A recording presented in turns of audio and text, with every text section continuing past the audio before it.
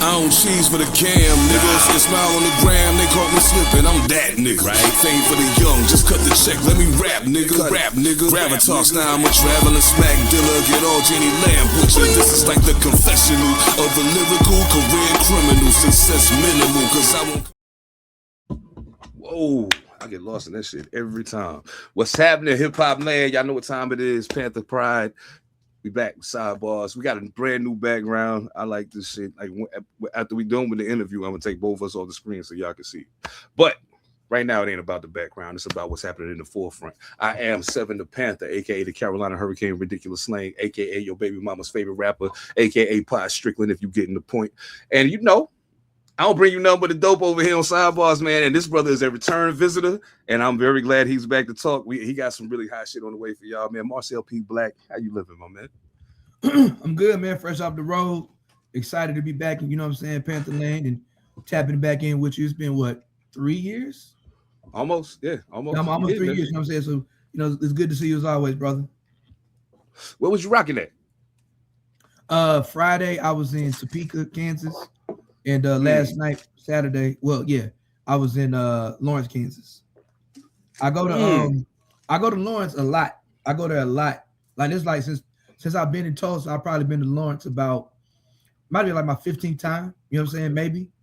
Like it's funny because like one of the OGs said that people there think I'm from there because I play there so much. You know what I'm saying? It was my first time in Topeka. You know what I'm saying? It was my first time playing in Kansas outside of Lawrence. You know what I'm saying? So it was cool, good experience, man. Good people, dope hip hop, very receptive crowds. You know, I'm always down to open up new markets. You know what I'm saying? Tap in with the folks. You know what I mean? Going where the culture is. So, you know, very good experiences this weekend. True indeed. And I also got to tell people, if y'all heard or saw me, because I came to tour in your city within this past year and some change, you can thank him in a big part for that, for plugging the brother. You know what I'm saying? You always been very open with information in regards to independent artists and how they should be moving and the things that make for like what gave you the I don't want to say gave you the idea, but what kind of put you in the space where you knew that kind of had to be the role you would have to take? So you know, I'm from Southern Oklahoma, you know what I'm saying? So I moved to Louisiana when I'm 18. I'm there for 20 years. And so I'm about the same age as Lil Boosie. So I saw him come up on the street side of things, and there was nothing really established for the underground hip hop guys. Now I like all the type of stuff, right? I like the street, you know what I'm saying? Like I tell people all the time, I rap like Combo, but I'm probably really close to Boosie for real. You know what I'm saying? No doubt. If you listen closer, you can hear, you know what I'm saying? You can hear the ratchet or whatever, right? But you know, I enjoy that type of music, but that's not what I did. That's not the art I wanted to put into the world. And so when I started really rapping in Baton Rouge, you know, just kind of like most college towns, the underground hip hop scene is kind of like led by the transplants. You know what I'm saying? It's led by the transplants. And so by the time I came around, the transplants who was running a particular era had moved off. They had moved away. You know what I'm saying? And so I've just kind of always saw an empty field as an opportunity to build, as opposed to something that's desolate that can't grow. And so I was blessed to be mentored by Truth Universal out in New Orleans. And he just kind of showed me how he did it, you know what I'm saying? Doing like underground conscious hip hop, back, whatever you want to call it, true school hip hop in New Orleans. I kind of took his lead, and I saw that, like, I understood that a healthy hip hop scene can't be ran by anybody who is not an MC or artist themselves. Like, you can't depend on a DJ to do it because they're more, you know, they're going to pick a party over a rap show every day. You can't depend on a promoter to do it because they're concerned about who's coming through the door and hitting the bar. An artist has to be the leader, and you have to have a mixture of OGs and young boys lined up, right? Absolutely. And so I kind of took what I learned from Truth Universal. Me and my partner Donnie Rose, we had a company called Soul by Demand that I worked for. I DJ'd a little bit too, but I kind of learned how to like curate events through him. And basically, man, just me traveling and going across the country and try to bring back the best elements that I know that would fit into where I lived at. And I just understand what's important. Like I'm a socialist, you know what I'm saying? So I believe in the redistribution of knowledge, wealth, and resources. You know what I'm saying? Absolutely. So like, and honestly, I love what I do so much, and I'm so confident in what I do so much that it doesn't hurt me to help somebody else out. Because I remember when I didn't have no help. I remember, like, especially in Baton Rouge, It's definitely some veteran MCs I look up to, but I ain't got no quote unquote OGs, right? In Baton Rouge. So I remember like being at Southern University and having like Spring Bling on campus, and like I meet Big Gip from the Goody Mob, right? And like he gives me his publicist pager number, two-way pager. That's how old we are, two-way pager, right? And or it might have been a BlackBerry. I don't know. It might have been a BlackBerry. It might have been a BlackBerry. But and I would text, and they would hit me back with information. There was also it was a dude named Young Cash. He was signed to Nappy Boy, which is T-Pain's label, and Steve Rifkin had a company at the time. I got his information. Like I would ask him questions, and he would respond to me. I was a college kid, just you know what I'm saying. So, so it was a situation where it's like these dudes are like signed and well known, and you know, just get from the Goody Mob. Like he doesn't have to respond to me. So why would I? If he's giving me game information, why would I deny another person just like me trying to go through the game? You know what I'm saying? And it doesn't hurt me because honestly, Pantha, I give a lot of niggas game, but they're not built to do nothing with it anyways. Indeed. It's hard work. A lot of people say they want game, but they really want the cheat code. It ain't no cheat code. It's hard work. You know what I'm saying? And so they're not with it anyways. And for me, I love hip hop so much that I don't need it to just be me to succeed. Like I don't want to be the only one by myself. It's more fun when it's 10 other Marcel P blacks as far as like what they're doing. Like it's hard trying to carry a whole fucking scene on you. Like when I left Baton Rouge, that shit pretty much died. The hip hop scene died, and I tried to pass it on to other people. They didn't want to carry the mantle like that. You know what I'm saying? And so like you know I left. You know everything slowed down during the pandemic, but like they've struggled trying to get it back together or whatever. So I mean I did what I can to power other people. It doesn't hurt me to help other people because I love what I do. I'm gonna do what I'm gonna do. God got for me what he got for me. You feel me? Right. So you know it don't hurt me at all. And I love doing it. I'm a teacher. I'm a servant. This is what I do. Man, speaking of that, and we're gonna actually get into that in a minute when we start talking about the album. But I just got have you always wanted to be a teacher, or is that something that maybe kind of came later? So man, so for me, my father, God bless his soul, was a juvenile probation officer for I don't know how many years. Then when he retired, he ran a children's shelter. And when he retired again, he came back. He worked for Upper Bound trying to get kids into college. My mother is a retired social worker. Both of them very, very, very heavy in the church and in the community. I'm an only child. So my parents raised a whole bunch of other people's kids. And they've always had a passion for working with youth. And so I tried to run away from it. I ran right into it. When I was 18 years old, I started working at a summer camp. I want to work with kids. Like, this is what I want to do. You know what I'm saying? Fast forward to 2010, I started working in, you know, I had my family in, you know, the after school programs and nonprofits. It's cool to do, but they don't be having no benefits. You know what I'm saying? They be having no benefits. And you almost got to like hope you got a job every, you know, when your contract is up. So, you know, working for the schoolhouse worked out because, I was doing like paraprofessional work, like behavior management type stuff. And it worked because, you know, I get paid all year round. You know what I'm saying? I get my health benefits, you know what I'm saying? You know, insurance, whatever for my babies or whatever. But I was doing more like behavior management stuff, like, you know, stuff that I love working with kids, but I didn't necessarily care for working on that end. Fast forward, I first really started teaching like substitute, but then 1 year I taught chess. I taught chess at a charter school or whatever. So that was kind of like my first experience, like really running classes. You know, youth development is my thing. To this day, I still call myself a positive asset-based youth development worker first before I'm a teacher, right? That's like my whatever. But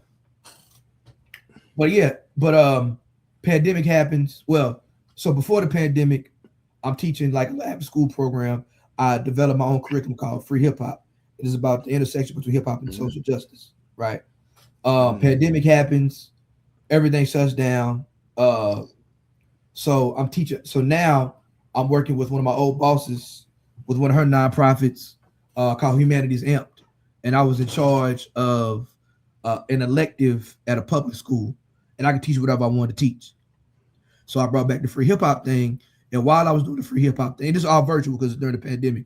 While I'm doing the free hip hop thing, I also developed a curriculum called Soul Cipher, which is the intersection of mental health and hip hop, right? So fast forward, pandemic happens. I can't rap no more. I lose everything. This is how I'm keeping myself afloat, teaching virtually. And we moved to Tulsa. I originally come to Tulsa to work with some people in the hip hop scene up here. I get up here, it was oasis. It was an oasis. It looked great. You know what I'm saying? But then I get to the desert, and shit disappears, right? You know what I'm saying? So, oh man. My wife was working out of school, and she was in administration, and they said they had teachers apprentice. You know what I'm saying? Like, I gotta do something because I can't be up here unemployed. You know what I'm saying? It's post-pandemic. Like, my mom is living with us now, you know what I'm saying? So it's like I gotta have some money.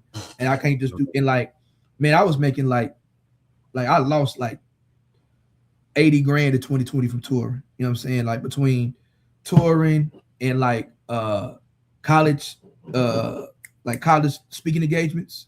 Okay. I like, you know what I'm saying? So I lost everything. I lost my whatever. Pops passed away, like school shut down. I lost everything, right? So I didn't really have no bread like that. You know what I'm saying? And like, being that it's still like I moved in like towards the tail end of the pandemic. So like I can't get out and tour like I used to. And everything is different post-pandemic, right? Anyways. The money ain't money like it was. So all right, I said, you know, I'm gonna do teacher's apprentice. And my idea was to all right, I'm gonna learn. I'm thinking literal like teacher's apprentice. I'm gonna learn how to be a teacher so I can teach hip-hop, right? I was a glorified substitute, pretty much. You know what I'm saying? A big nigga. That's what they got big niggas doing, right? So I was a glorified substitute, and it just so happened that the social studies, I got my degree in history. The social studies teacher moved to assistant principal position, and so I filled in for her class for the rest of the year, and I fell in love with this. I never wanted to be a classroom teacher because I don't like the school system, especially here in Oklahoma. You know what I'm saying? But I love kids. Like, that's what wakes me up every day. You know what I'm saying? Working with young people. That's what my parents did. I'm blessed to have adults who looked out for me as mentors, and, you know what I'm saying, community leaders and youth organizers. So like I love working with kids. So started teaching, and I've been doing it ever since, man. So this is since I've been in Oklahoma, this is my 5th year in the classroom. You know what I'm saying? If you count the virtual teaching, and if you count the teaching chess, it'll be 8 years. But like as a straight up classroom teacher, you know what I'm saying? It'll be, this is my 5th year in the classroom, and I love it. This year I'm only teaching hip hop studies and African American studies, so I fucking love it. I don't like the administration. I love the kids. I get to do, but I can teach what I want to teach. Like literally tomorrow, I'm teaching about the Black Pantha Party and Bad Boy Records. You know what I'm saying? So that's what I'm teaching about. You know what I'm saying? You know what I'm saying? Like I've had Alfred Banks, I've had Cesar Comanche, I've had Shoopzilla come talk to my class. Last year I had Rex in my classroom. I've had 2024, I had Max Shellshock come talk to my students via Zoom. So yeah, I get to do what I want to do, and I love it, man. I love it. That's dope, man. Yeah, and the thing, and the reason why I even asked the question and why that is so intriguing to me is because now you're like my favorite kind of teacher. Because when I see what you post about your class and about your interaction with the kids and everything, you're the type of teacher who actually invests in the students, not just in the information that they're giving them. And that means a lot, especially for young Black kids going through the American education system. That they gotta have that, and it helps that it's somebody that looks like them. No diss to anybody else who may be on the same path, but it's a plus to it when it's somebody that looks. Now, like so Oklahoma is 50th in education, right? It's 50th in education, and so like it's funny, when I left Oklahoma, it was 17th. It was 17th when I left, and I moved to Louisiana. Louisiana was 50th forever, and then now I moved back in this 50th. Like, damn, is it me? You know what I'm saying? Like, it's you know what I'm saying? But it's like and then Black males are only 1.4% of public school teachers. On my hallway, I'm the only Black male teacher. There's one African brother, and he's cool, but he don't relate to him like I relate to him. Right. Now he wear polo and Jordan just like me, but he's from Angola. And so like he talked to him like I talked to him. And he shout out to Mr. Amada, he's super duper cool. But like he can't talk to him like I talk to him. Everybody else, white women and white men. You know what I'm saying? I'm not a coach. I don't like people calling me coach. Now I'm here to teach. Now I'm here to what they say, I'm a poor righteous teacher, change of the black situation. I make it every single day. I got this on, what it is, boom. I come talking like them, looking like them. I'm using AAVE while I'm teaching, but I'm talking real talk. Like on Friday, we talked about what is black power. You know what I'm saying? Like if we talk about, what is black power? That's the conversation we have. You understand what I'm saying? And what else we learned about? What did we black power in the 80s? Oh, and I showed them because kids don't watch music, they've never watched music videos. So I showed them the history of like MTV Raps and BET. You know what I'm saying? So like that. So I'm able to have real conversations, real levels with them. And the students love me. The students love me. The administration, one particular principal, she not that fond of me just for no real reason. You know what I'm saying? But I'm coming as myself every single day, and that's the only way I'm gonna come. So I love it. Man, and it's crazy because it's wild that you said teaching about the Black Panther Party, and I was like, damn, that's what you're doing tomorrow. That's wild, because I was just having a discussion with somebody a couple days ago. We were talking about hip hop, and then all of a sudden this conversation changed because he brought up Paris, and I was like, yeah, and so we started going down a rabbit hole, and I was like, bro, what's really crazy is how many of us don't want to be teachers. But one of the key demands was a real education for the children, for the people. And if that's the case, we got to be willing to take on that responsibility. You know what I'm saying? Whether it be in the classroom or whatever the situation may be. But yeah, salute to you for that. Tomorrow, man. we absolutely talking about the free breakfast program and why it was a threat, the importance of political education. We learned about the 10-point program tomorrow. Some of I know, especially like as an underground touring artist, there's a lot of MCs who are teachers, and it's a natural, it's a natural, especially if you're a performer, it's a natural carryover. Like, I take it personal if they're not paying attention, just like I do on stage. You know what I'm saying? Yes. I can't cuss them out like I do on stage, but it's like you're not asleep, bro. As opposed to put your hands in the air. Okay, I'm doing callbacks all class. You know what I'm saying? Just like you work in the stage, you work in the crowd. You know what I'm saying? You work in the classroom. Okay, you ain't seen to pick up, make sure you're not asleep. Boom. So it's learning how to project your voice. You know what I'm saying? It's a lot of natural, having to be funny, having to think on the fly. You know what I'm saying? You have a lesson plan, but then you go off into a freestyle when somebody says something that's intriguing, blah, blah, blah, blah, blah. So it's a natural continuum in between the two. And it's very important. You know what I'm saying? I never heard nobody break that down like that. That's dope. That's very true. Yeah, absolutely. Yeah, absolutely. So it's a lot of MCs who are teachers, bro. A lot of MCs who are teachers. That's crazy. Okay. So to swing that back to the music side. Got you. Especially as a performer. And this is, I don't think I've ever asked anybody this before, but I'm curious. What is your least favorite part of performing?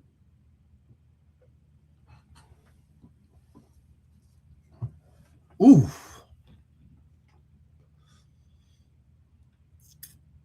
Sound check. I love it. And I'm gonna tell you why. And shout out to all the sound men and women out there. I've done permanent damage to my voice, doing too many shows in a row back in 2022, and so I have a very, very brittle vocal regimen, and so I do believe in sound check. That's important, right? I came up rapping in dive bars that nobody gave a damn, so I'm screaming, and as I got older, I had to teach myself how to really perform and take care of my voice, right? So I am pro sound check. The reason why it's my least favorite part is because I told a story on my little Black Luv story. So my first ever, I guess you could say, public performance, I was in a pageant. I was a junior high school, Miss Black Ardmore, Mr. Debonair pageant. I was a junior. I was competing as a junior, right? And my talent, I was going to sing Dave Hollister's Favorite Girl. because back then you couldn't really download stuff like you could as far as singles. I mean, as far as instrumentals, right? You had to go buy the CD and hopefully buy the single, and then had the instrumental on it, right? So I only had a few instrumentals, and I had Dave Hollis's Favorite Girl. So I was practicing in my room singing, and my mama walks by. First of all, that song is very ratchet. I had no. Oh yeah. I shouldn't be singing the song anyways, right? And I can sing a little bit, but not not great. You know what I'm saying? Like my father. So my mama was like, "That what you doing with your talent?" I like, "Yes, ma'am." I don't know. You might want to do something else. You know what I'm saying? I like, damn. So the only other instrumental I had handy was Biggie Smalls, More Money, More Problems. And I had a rap play While You Hating. And so I rapped my rap to it. And so from then on, every time they gave us pageant time to like rehearse, when we doing rehearsals, like to do our talent, I wouldn't do it. Or I would go to a room by myself and practice. I didn't want to do it in front of nobody else because I didn't want nobody to hear me practice and to say I shouldn't do it. No doubt.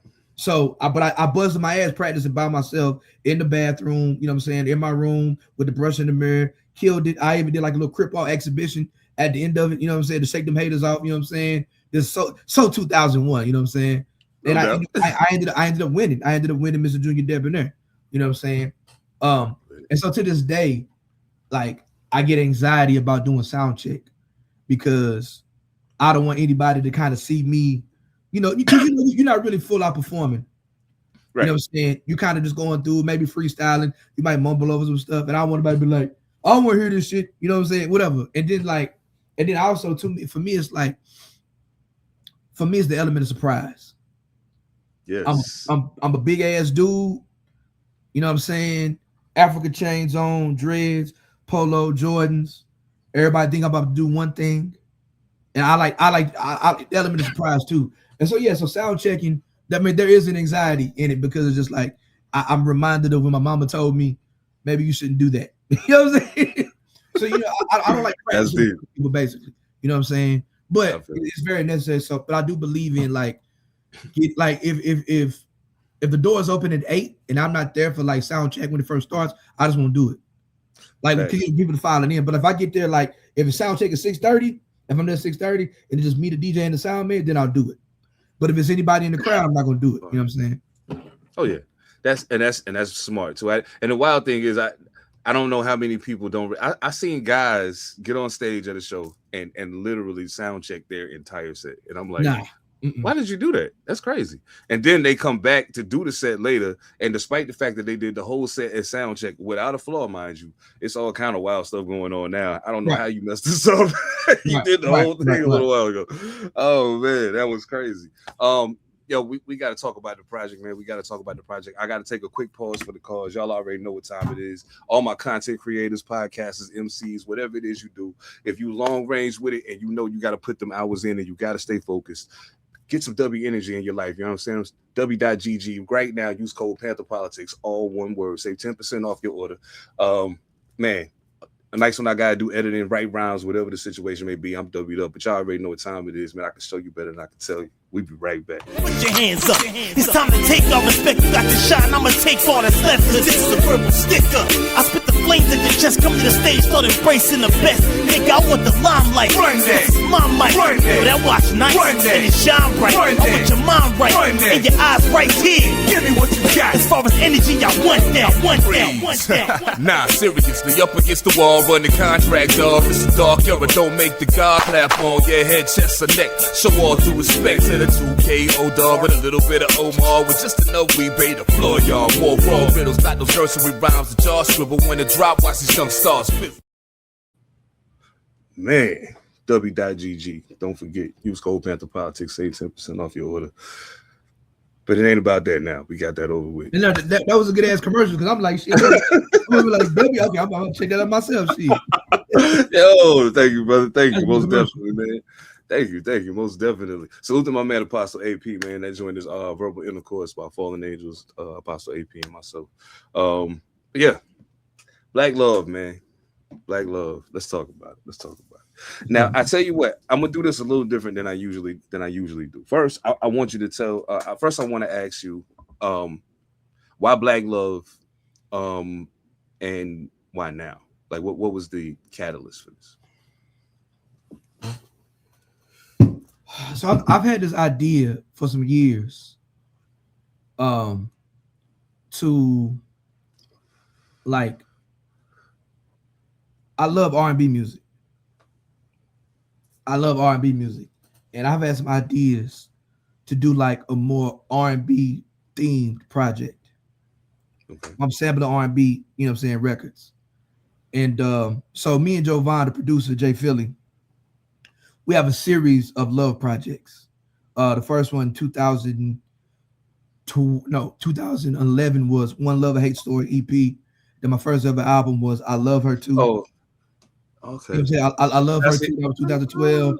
And then Everything I Love. Everything I Love, yeah. So then I had, and so all of those projects are kind of talk about my love of hip hop. You know what I'm saying? Like that's less of my political radical side and more about like people, like hip hop culture, and you know people that I love, right? And then I have my black projects. I got Black Soul, Black Collar, In Search of the Black Messiah, Angry Black Raps, and Black Dilemma. So those are, of course, more up to pro-black, you know what I'm saying, militant, whatever, radical records. And so I wanted to do a combination of both, but not in the way that you would think it's going to be, right? I don't want to just talk about hip hop. I want to talk about like black empowerment. I wanted the music to be the blackest shit you hear. Like, because so like R&B is black ass music. Like, thanks.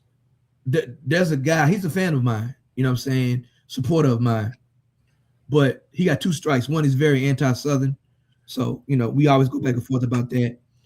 But one thing he said was he doesn't like R&B music, and I think that shit is racist. I'm not saying he's racist, but I think like R&B, like you can't have not been around real black folks and then say you dislike R&B music, right? Right. So I wanted to make like one of the things, especially in my 40s, one of the things I really enjoy going to more than like when I do go out the house, like R&B parties are real big. And like I love it because black folks are being like, like even the hip hop shows, niggas be fronting. Oh yeah. Niggas don't want to have fun. Niggas are still like, ice grilling or whatever, or you try to look tough and shit like that. And ain't no women in the room. You know what I'm saying? Not as much as we like, as much as we need. You know what I'm saying? But these R&B parties, man, I'm watching people from every gang members, Black Panthers, Sexy Red is in the building. You know what I'm saying? Like every type of black person you can think of, we all sing a Tevin Campbell together. No doubt. And that is a black ass experience that some white people might not understand, right? Or whatever. Or well, not even say that, but that is a black ass experience that every black person understands, right? Yes. And so the production choices, I wanted to get songs like my single that I just dropped recently. It samples Glenn Lewis's "Don't You Forget It," right? That shit, white people probably don't know that song, but black folks, that's our shit. No doubt. You know what I'm saying? Like that's our shit, right? And so it started with R&B music. I said, man, you know what? More than just making R&B songs, hip hop, I want to make this a love letter to black music. And so we sampling Marvin Gaye. We got gospel elements. We got bounce music. I live in Louisiana. That's my favorite party music, bounce music. Of course, we got your boom bap, but we sampling dance house music like CeCe Peniston. We sampling R&B pop shit like Shanice. We sampling Mr. Blackberry Molasses. And so it's like, see, look, white people probably don't know about that's niggas know Blackberry. So you know what I'm saying? So love that shit. So I wanted to like make a love letter to black music, and like let the creativity and the production of the songwriting be the blackness, as opposed to it me content wise being overtly political. You know what I'm saying? So like Yeah. like we got a Milli Vanilli sample on there, right? It's a Milli Vanilli sample with Rakim and Outkast references that turns into a bounce song, right? Black ass music, man. You know what I'm saying? And so that is the production and the songwriting element of it is the blackness I'm going for. Because I can do black raps all day. I just gave y'all Black Dilemma. I can do this shit all day in my sleep, right? I can do hip hop shit all day. I just gave you more culture, right? But I wanted to like all, you know, I'm singing on the album. Like in every chorus that you hear sung by a woman, I wrote it. So like I'm you know, tapping into, you know, my gospel background or whatever, and just like trying to be creative as possible and having fun, man. Like, you know, we getting older, bro. You know what I'm saying? Like, we need to have some fun too. And like because I'm a conscious MC, like I was just telling my DJ, like, a lot of people think I'm serious all the time. I love to have fun. I love to have a good time. I love to, you know, I love to go to the club, get fresh, get some Hennessy with my partners, and we just having a good time, right? And so, like, but that is part of the Black experience, right? Right. And so, you know, Black Love is, like I said, it's a love letter to Black music. I say it's a love letter to everything that makes me Black. I feel that. And yeah, salute to Jay Philly, man. Excellent fucking work, yo. Y'all make really good music together. Y'all make really good music. We've been working together. I met him fall of 2003. I went to Langston University for one semester. He's from Chicago. And he produced my first single in the summer of 2007. So we got 19 years of putting out music. We got on top of our love projects, we also have Trap Hop, and we have Seven. Oh, yeah. No doubt. So this is our sixth project together. And so we just like, and this one I love the most because like I'm picking samples, sending it to him. Like we've been very like interactive as far, and he lives in Oklahoma City, you know what I'm saying? So like he's a lot closer than he was when we was working before. But like and he has songs on other projects as well. But like we've really been locked in as far as being creative, and like, you know, he's allowing me to, well, he always pushes me to be creative as possible, but I always give him the artistic license to add something different to it. Like the Shanice song turns into a Tupac song. You know what I'm saying? So it's like creativity where it's like, I always love to show reference to the people who I idolize, who I look up to in my influences, but always aiming to use that to be original. Right. So if you really love Black music, you're gonna see all the Easter eggs in it, and so that's what makes me so excited about it. Oh yeah, I think people are absolutely gonna love this. Now I picked out 4 records. Okay. Now this is what I'm gonna do something different than I normally do. I'm gonna throw out the name of a record. And these are I'm gonna say off of first listen. These are my 4 joints. Okay. You know what I'm saying? But tell me a little bit about the background of the record and just kind of the purpose of it, just to kind of give people some insight into how your mind taking on this. The first one is Mr. Williams. I absolutely love that record. That was my joy. I played that shit like 3 times in a row. I was like, yo, that's crazy. So my all-time favorite non-rap album is Marvin Gaye's What's Going On. He has a song called Save the Children. And so like the first song, having the song is kind of like instrumental. He's kind of singing, and then the beat switches, and it gets off beat. He's like, save the babies. And so I've always wanted to do that part. And like, perfect, I'm a teacher, you know what I'm saying? And like, you know, there's teachers who rap about, but I don't think I've ever heard a teacher song like this. You know what I'm saying? And so like for me, it's be talking about why I teach, you know, like why it's deeper than just me, you know, trying to get them A's and get them good grades. I tell them, I don't give you game, because my school is mostly Black, but we have a high percentage of Hispanic students, and we have high students of Pacific Islander students. You understand what I'm saying? ICE out here cutting the fuck up, you feel me? I'm like, look, I got mostly seniors because it's an elective class that you can take after you've done your regular history classes. So they about to go out. Some of them already 17, 18, 19 years old. Some of them got kids already. And what I'm trying to say is, hey, this is the last time where you can get game for free. You know what I'm saying? You got to go to college to get paid X amount of dollars to get this type of game. So I'm giving you free game to how you can go out there as a black, a brown, you know what I'm saying, an Asian, hell, even poor white folks. How you can go out there and really like see how the world is. I was like, because history don't repeat itself, but the damn sure rhyme. So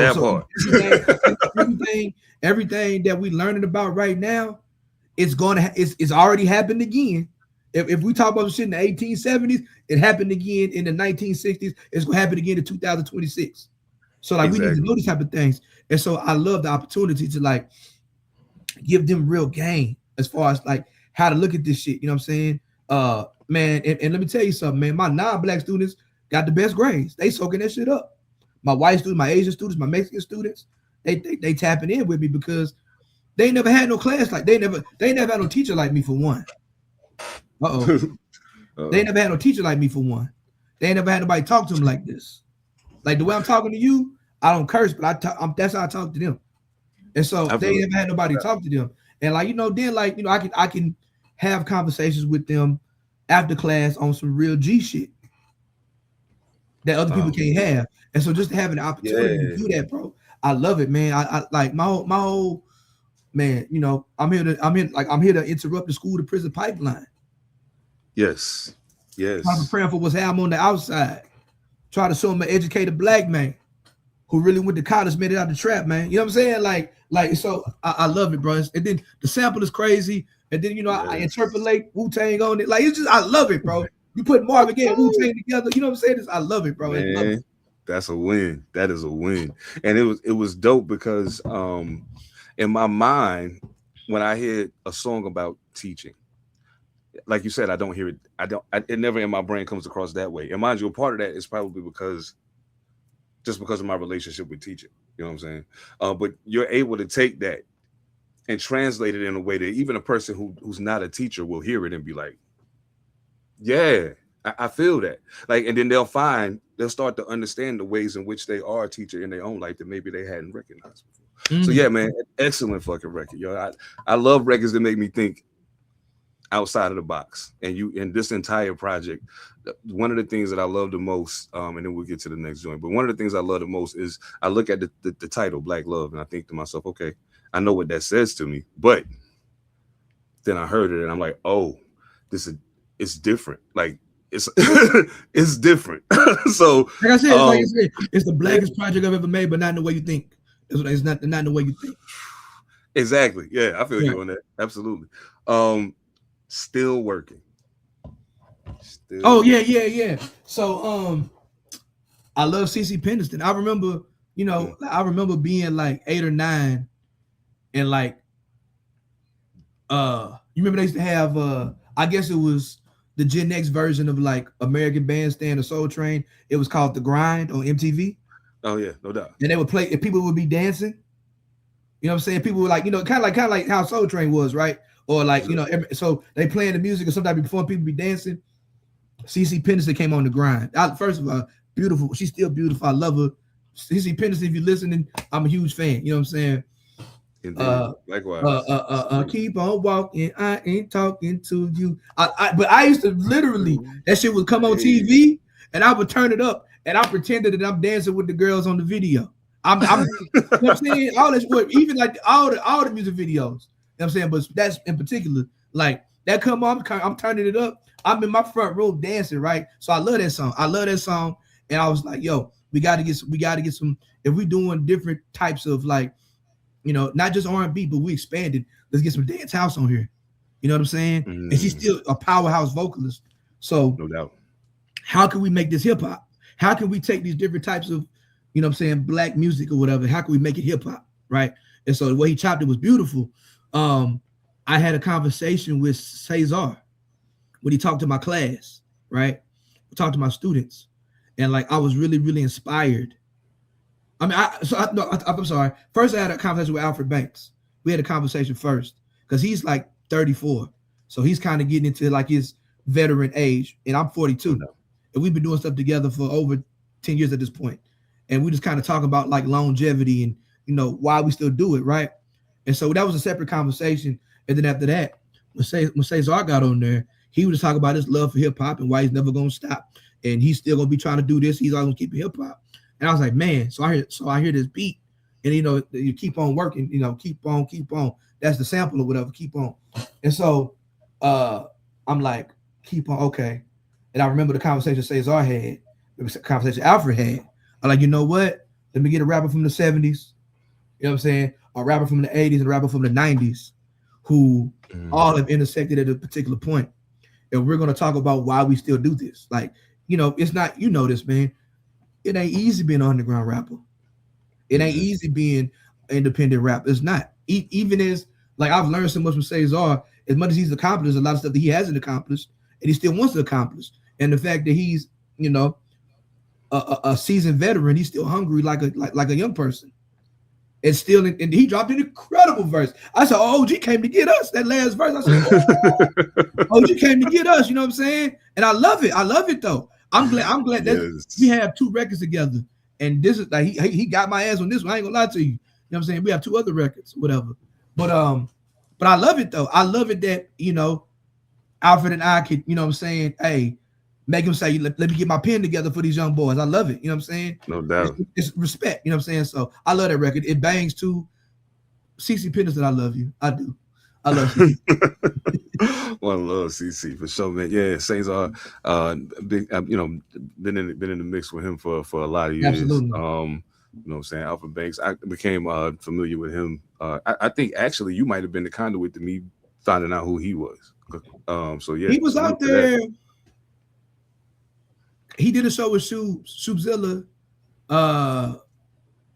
maybe the end of last year. He was in Seattle recently. Yeah, no doubt. Yeah, absolutely. Yeah, I think I was out of town when that happened, so I didn't get to I didn't get to pull up. But yeah, that's, man. Listen, ladies and gentlemen, y'all gonna love this shit. I'm trying to tell you, y'all gonna love this shit.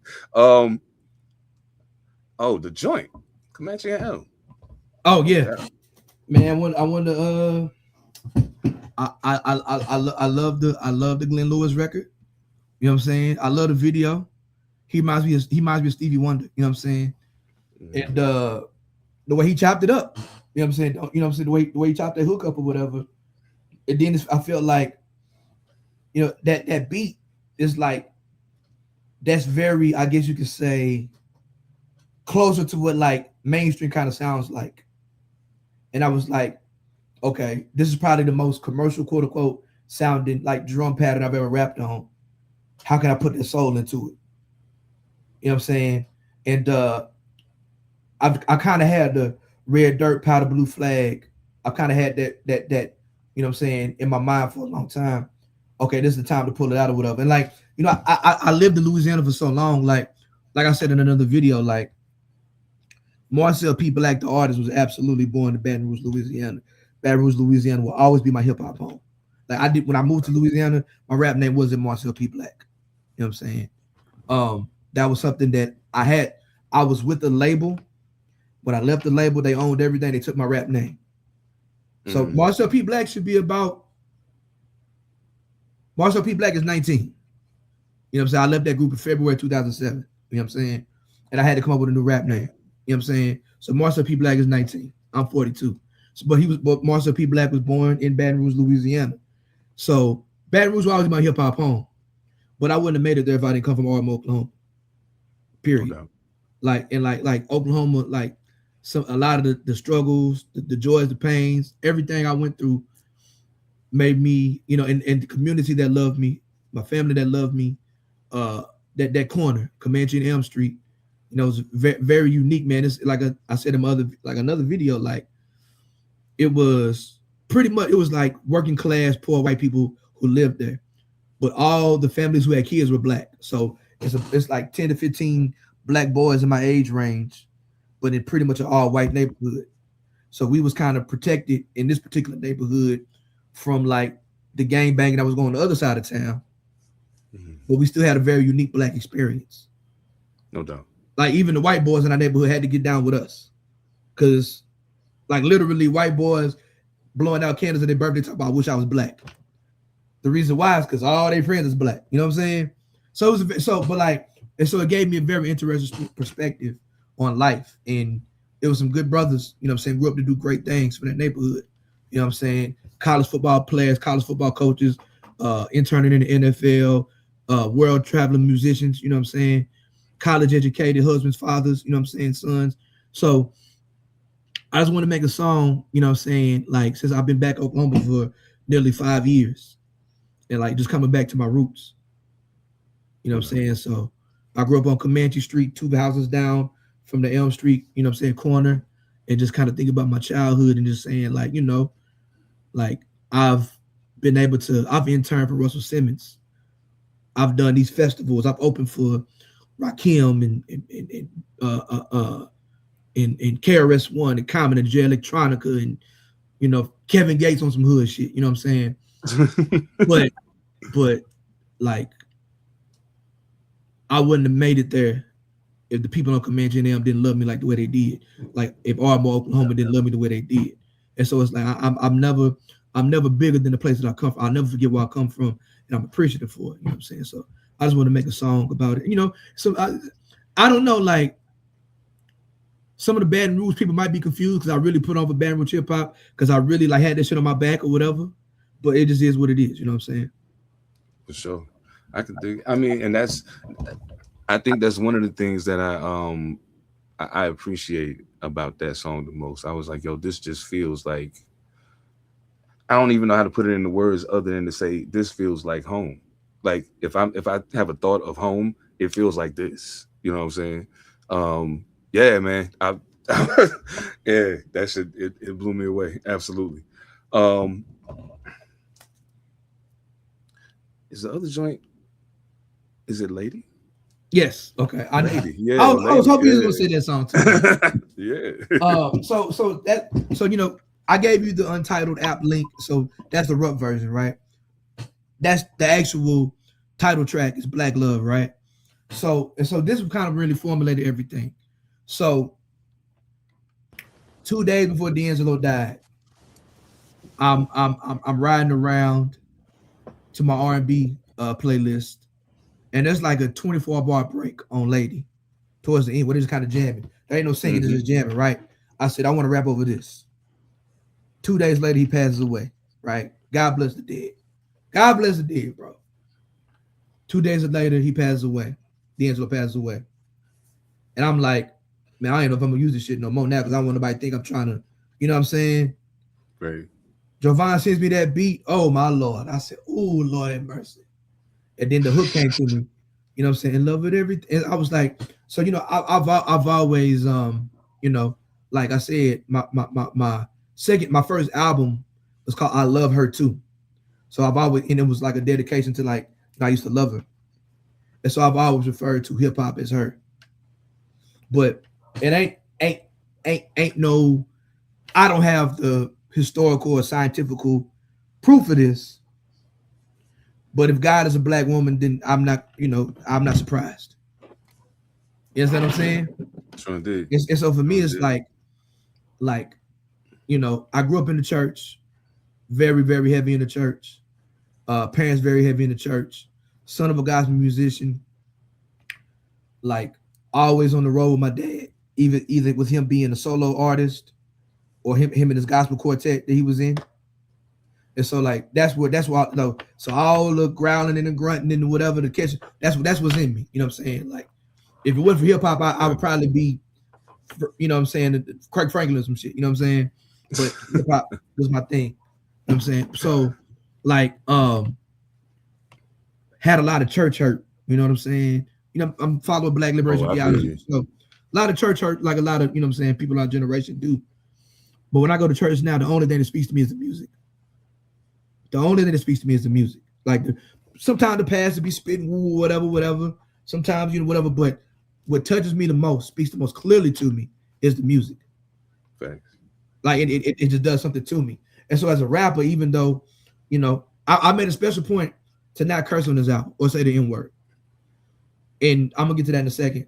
But like, I wanted to like, I guess you could say, deify black music.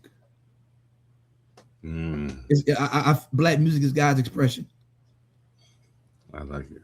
You know what I'm saying? It's God's expression. So you know what I'm saying? God is a black woman, and proof is in the music. You know what I'm saying? Like, and so I wanted, so when we talk about Lady, man, you know what I'm saying, it's her. You know what I'm saying? But more than just hip hop. You know what I'm saying? From the music that enslaved Africans, you know, like the most powerful thing was like they're kidnapping Africans off the soil on the continent, and some of them might be from warring tribes, right? Some of them don't even speak the same language, but that just stopped them from harmonizing. They might have been trying to kill each other, you know what I'm saying, on the continent before they were kidnapped. But that pain and that struggle and that longing to be free, you understand what I'm saying? When they get to America, when they get to American soil, they don't know their mother tongue anymore because they've been, you know what I'm saying, colonized and made into chattel. While they in them fields, somebody, I love the Lord, you know what I'm saying? Like, I'm getting chills thinking about it. You know what I'm saying? Man, it's like yes. that is the birthplace. That is the essence of, especially with us being Southerners, right? Like, I'm not even on the ADOS, FBA type stuff or whatever. You know what I'm saying? I'm absolutely a Pan-African. That's what I'm saying. But like, Black American music started in the South. Facts. On the plantation, right? Indeed. You know what I'm saying? Latino Caribbeans, you know, Black Caribbeans, New York or whatever, boom. But they sampling Southerners. James Brown, Geechee is a motherfucker. Big Geechee. You ain't lying. What I'm saying? You ain't lying. Come on, bro. You know what I'm saying? They sampling Southerners, right? So it's like, and so that was, you know, is gospel, is blues, is jazz, all those type of things, right? It starts in the Black American South, right? And so I wanted to like really bring that into fruition, and then like the whole gospel refrain at the end, he added that after I did. I had to go back and add stuff to it. Bro, I heard that. I was like, yo, talk about tears, bro. Lord have mercy. Oh, Lord have mercy. Like, I can't, like, honestly, I say this respectfully. Any show, when I start performing that record, if I'm any other rapper, don't go behind me. Pause. Go before me. I feel it. Because if I'm ending on that song, it's over with. If you rap after me, bro, God bless you. You know what I'm saying?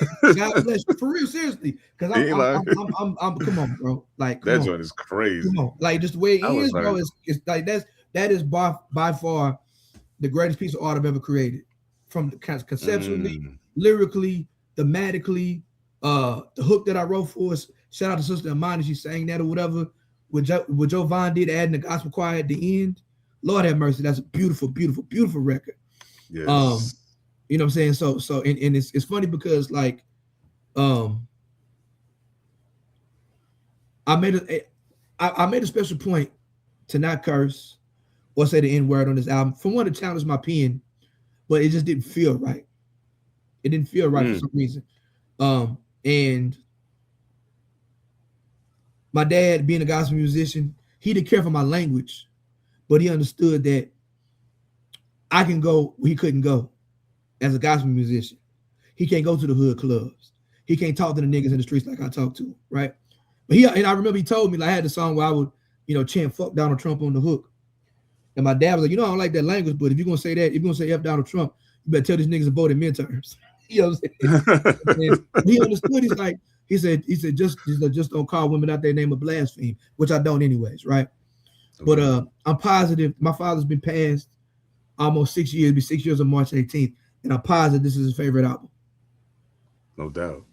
I'm positive, like this is the one he would sit my mama down and make her listen to it, or this is what he would make sure his brothers heard it. You know what I'm saying? He would be proud of it, and it's like for all the curses that I took out the word out the album. Well, you know, how can I say? I mean, there's nothing I really. On the last song of the album, I cursed on purpose so it can be bleeped. I wanted to be bleeped. I cursed on purpose to be bleeped to prove that point or whatever. But like the less N-words and the less curse words I put in there, somehow God got in there. And it wasn't on purpose. And I really feel like that's my father speaking through me. Oh. You know what I'm saying? Like, I feel it. Like this is the closest to, I ain't gonna say the closest to, but like this is the closest to a gospel album I've ever done. You know what I'm saying? Most spiritual I've ever done. And not even on some like trying to be preachy type stuff. It just is what it is. It's just, I mean, that's just how I felt about it. And it wasn't no purpose. But I just really feel like, and like I chose April 3rd because my father's birthday is April 2nd. So this is my gift. Yeah. That's what I'm saying. So I just feel like, you know, like honoring him as the son of a gospel musician, and you know, that just adding that ancestral spirituality to it.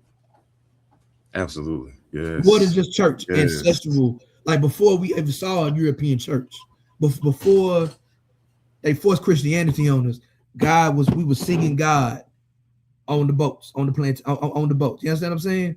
So like, you know, so it's I love that song, bro. I love it. Like I'm getting, oof. It means so much to me. Like I don't know how I'm gonna perform that every night. It gotta go last, whatever, because I ain't gonna have no voice afterwards, or I might have a dry afterwards. You know what I'm saying? But it's deeper than just rapping. Like for me, man, ain't no, and I say this, ain't no other rapper like me on the planet. I get compared to Killer Mike. We don't rap the same. We both big and black and wear polo and Jordans. We don't rap the same. Don't nobody rap like me. Listen, conscious rappers can't do what I do. A regular boom bap conscious rapper can't make a record like Black Luv. You can't.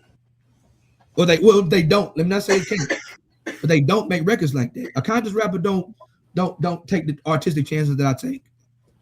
And I still claim being a conscious rapper. I don't run from the title because I know what my intentions are. But I don't limit myself just to boom bap or whatever.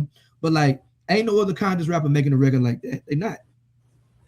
You know what I'm saying? You know what I'm saying? Yeah. But and so it's you know, I really love that record. Another thing I want to add too. I'm sorry, but like, no, you good. So the very last track on there, and I'm still trying to figure out what we're gonna do with it. The instrumental. I love New Jack Swing. I love New Jack Swing to death. And so the tertiary or underlying theme of this album is every song is our interpretation of New Jack Swing. Because New Jack Swing was R&B, hip hop, gospel, funk, soul. You know what I'm saying? Like Teddy Riley, it was so many different elements. Like No Diggity is an amazing record if you just listen to the production alone. Right? Oh, yeah. You know, you got the church claps on there, you got the hip hop, you got it's so many different elements that make the song No Diggity. Because Teddy Riley's a genius. And then like the harmonies of quartet, No Diggity, that's a quartet harmony. You know what I'm saying? And so I said, Jay Philly, we need to make our version of New Jack Swing to where we're turning these different types of black music into hip hop. And so we call it soul bop. So I was saying, so I say it's a brand new sound called soul bop. You mix a soul and R&B with the hip hop. You know what I'm saying? So it's like, so what you're hearing, you say it sounds different. We were very intentional about trying to come up with a new sound inspired by New Jack Swing. We call it soul bop. So soul bop. So Black Luv is Teddy Riley in 2026. You know what I'm saying? New Jack Swing in 2026, right? And so the very last song, Philly's Flex, that's his interpretation of, you know, what Teddy Riley would do, whatever, you know what I'm saying? But every single song, right? You know what I'm saying? So that's just dope. Like I said, so just being very intentional with the production on top of the meters, because you know, I can rap hip hop, I can rap blacks, I can rap that shit all day. You know what I'm saying? But being very intentional and letting the actual production speak, you know, that was paramount for us. Yes, I feel that. And it doesn't feel like I would say the wild thing about it is even with pulling from all those places, there's a continuity to it that just rolls. Like I didn't feel like at no point that there was an anxious moment. You know how sometimes the end will go too long or the intro's too long and you start to get anxious, like where is it? Nah, it was a smooth, yeah. Salute Jay Philly, man. I would love to, I would love to have a conversation with you too, brother, if you're down for that. I can definitely he started playing me some beats. We was on Zoom. We started playing me some beats. because we want to do something called More Love, and I'll just say that, right? MOOR love, right? Mm-hmm. But he started playing me some beats. I said, yeah, don't send them to me because we're gonna do some other shit. Let's get this shit out the way first. Let's get all the More Love and Black Luv out. He got beats forever, you know what I'm saying? Beats for days. I have a whole folder. I don't know how many beats I got from him or whatever. And definitely, you know what I'm saying, I've always shopped this stuff or whatever. So once we can definitely line this shit up or whatever. For sure, absolutely, man. So once again, the album is out April the 3rd, correct? Mm-hmm. Black Luv out April the 3rd. Marcel P, Black, J Philly, they made a monster. Listen, I told somebody, I was like, everybody talked about how ill 2025 was. I was like, 2026 starting off pretty fucking ill too. It's going pretty crazy right now already. And I'm glad to see that it's much in the same vein as what was talked about last year. It's still the vets that are laying the foundation.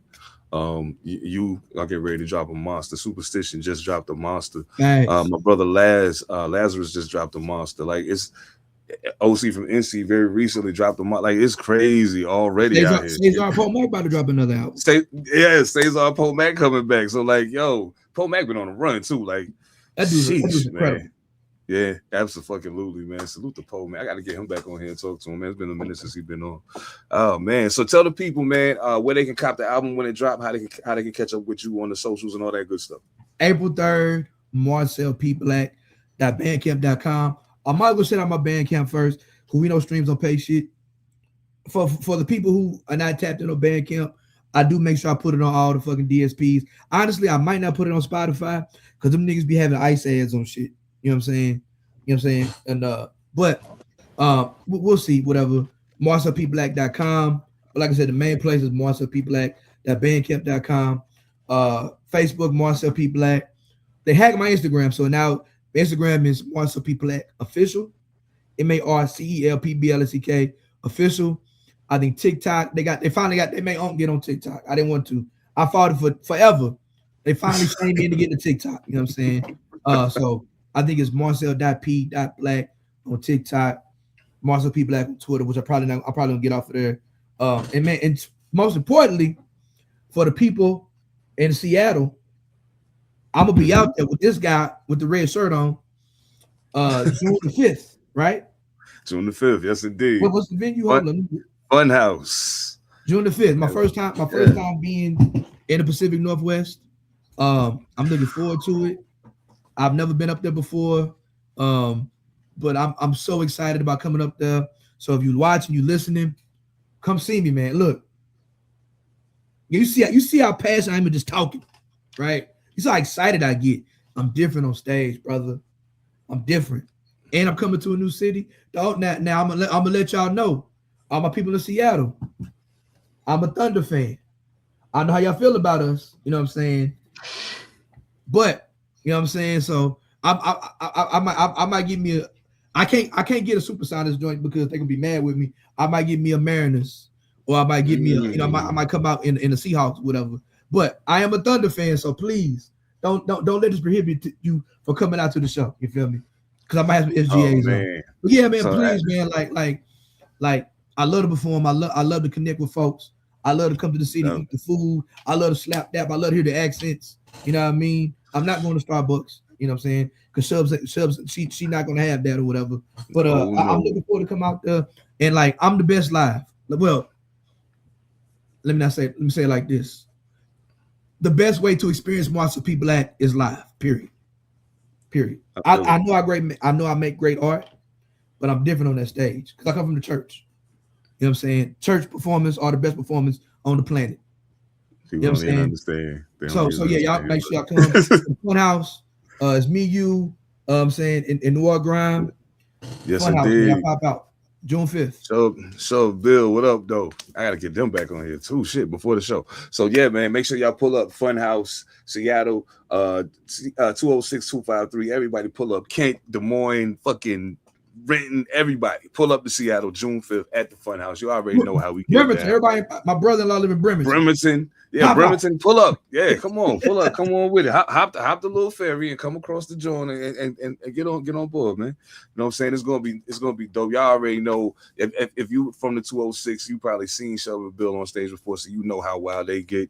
You know, I rap a little bit, so you know what I'm saying. We're gonna make it do what it do, and I can't wait to see. I've seen clips. I've heard nothing but great things from people who've actually seen you live. I cannot wait to see it for myself. Thank you so much, man. Thank you so much for your time, man. Thank Absolutely, you so much man. for your art. Oh, man. Bro, make sure y'all up on this album when it drop. I'm going to make sure I remind y'all. Make sure y'all stay tuned into the page. Salute to the guys over at Pantha Politix, Monster Illicit, P7, Dice Dilly, my brothers from All Purpose Podcast, Evan Almighty, and Phantom. Don't forget to catch us Monday night live every Monday on YouTube, talking that sports shit. Yeah.